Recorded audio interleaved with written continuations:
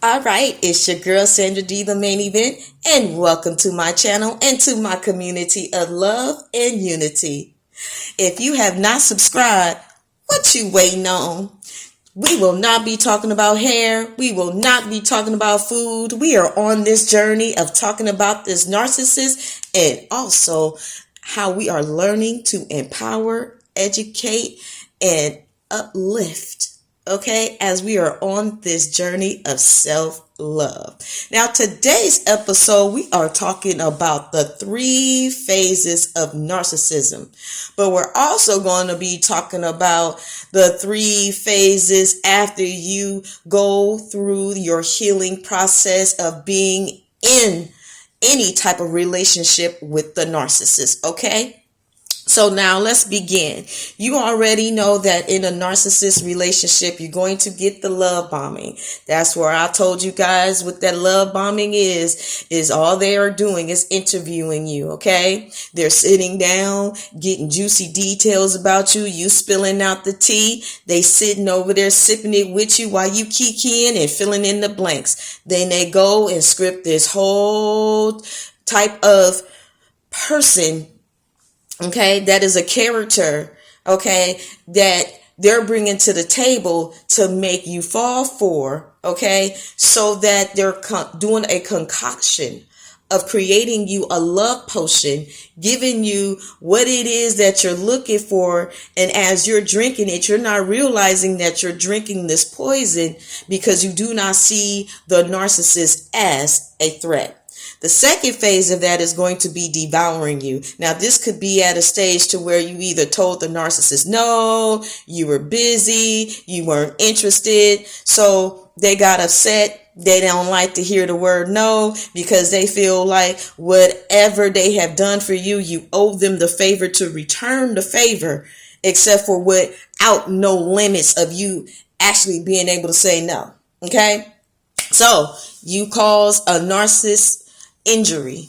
At this point, they're having a fit or in a rage. Okay. Now, when this is going on, this is when the narcissist, okay, is going to devour you. Okay. This is where they're going to gaslight you. This is where, when they're gaslighting you, is where they're exchanging a lie. Okay. And they want that lie to be true versus the truth being the truth. Okay. It's an exchange. So let's say, you recognize, you realize something wasn't adding up. You know that you was being lied to and you confronted the narcissist, and then the narcissist trying to throw you off the scent. Okay. Trying to get you to think that what you're thinking is not true. Okay, so what they'll do is they'll debate with you, gaslight you, give you reasonable doubt. Okay, and then also during this time, when they feel like you hot on their trail, they're going to also in this phase put you in 2 scenarios. One scenario is that they're going to just put you on timeout. Okay, this is where when they put you on timeout, where they're going to actually go spend time with their supply, whether a new supply, a former supply, someone in their past, just somebody that they can be able to exit one relationship into going into another. Just like when you guys are looking for a new job and you were told don't leave that job until you find you a new one. Well, this is pretty much the principle that the narcissist is doing. So before they cut you loose, if they decide to cut you loose during that timeout period, right now you're just on timeout, because they're going to go spend time with this other supply. But if it doesn't work with this other supply, then they're going to come around and they're not going to leave, or they're going to put you in a smear campaign to where you're giving them the reason for them to be able to break off the relationship without them taking responsibility for it, for their actions and what they did to you. Because what they're going to do is they're going to shift blame it and make it your fault and make it seem like you was the reason why the relationship didn't work. Okay, now that's going to go into the discard. Discard is pretty much the relationship is over. It's a done deal. It's a wrap. It's saranara boo boo. Okay, so those are the 3 phases that you will deal with when you're dealing with a narcissist. Okay, now Whether you broke up with the narcissist or the narcissist broke up with you doing the discard, this is the other phase of what you're going to go through. And I like to call it the butterfly effect. Okay. Now, the reason why I call it the butterfly effect is because when you met the narcissist, you were a caterpillar.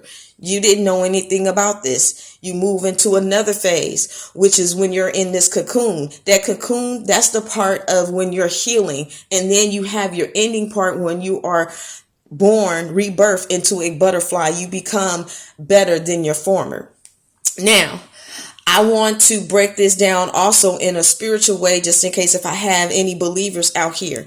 All right, you guys remember when Jesus was had talked to Peter, and he was getting ready to go to the cross, and Peter said, you know, Lord, I won't let nothing happen to you. I'm going to be here with you through thick and thin. And then Jesus told him, Simon Peter, before the crow crows 3 times, you will deny me. Okay. And he did deny him. Now, these was the 3 phases. Okay. Where when Jesus had told him that's what he was going to do, because Jesus saw his heart. He knew what was going to go on. He was the Son of God. He was a child of God. He knew. But Simon Peter did not know. Okay. So what wind up happening? When he denied Jesus on that 3rd time, he heard the crow.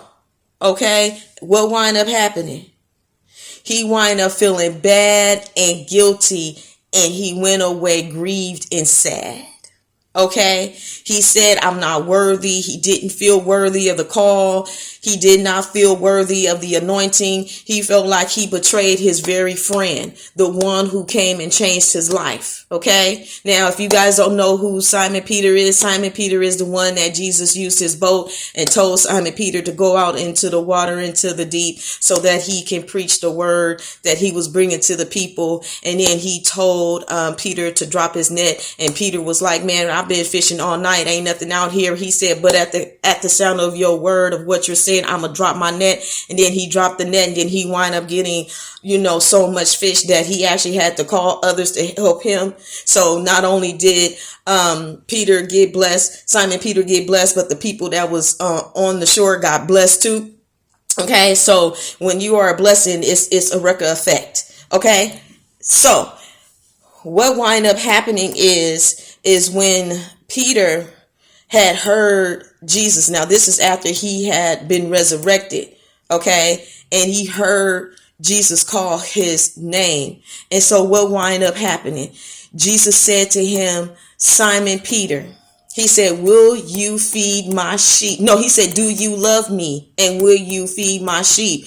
And he said, yes, Lord, I will feed your sheep. And then he says, Simon Jonah. He was like, Simon Jonah. Yeah, because it's before his name became Peter. I'm sorry, you guys. He said, will you feed my lambs? And then Peter was sad at this end, like, Lord, I love you. Like, why you keep asking me this question? He was like, yes, I will.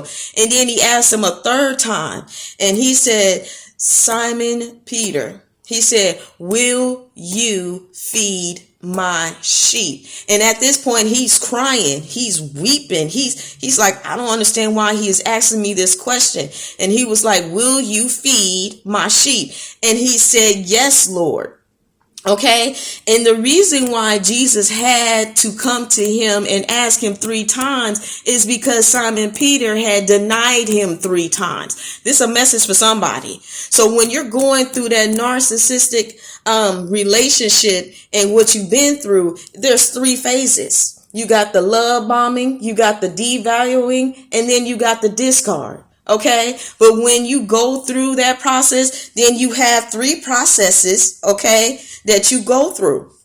1, you didn't know nothing about the narcissist, but like I told you, that was your confirmation to let you know you're destined for greatness. 2, when you're going through that healing process, you are getting rid of all of that poison, all of them, that toxicity out of your system. Okay, because you cannot go and carry on your destiny going around being bitter, mad, and upset and blaming yourself when a narcissist did all of these things to you. So you got to detox all that junk out of you. Okay, once you get through that phase, you get to that rebirth because you become better.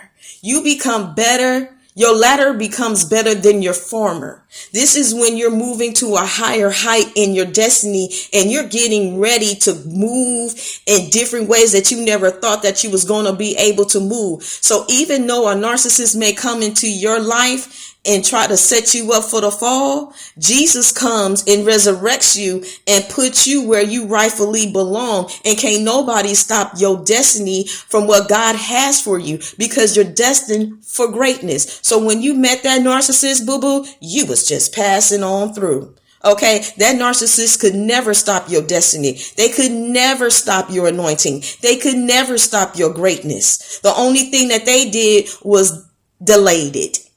But they couldn't stop it because you can't stop something that God has already written in the books for it to come to pass. Now, remember, you were destined for greatness. Keep your head up. Keep moving forward. You got this. And I'll see you guys in the next video.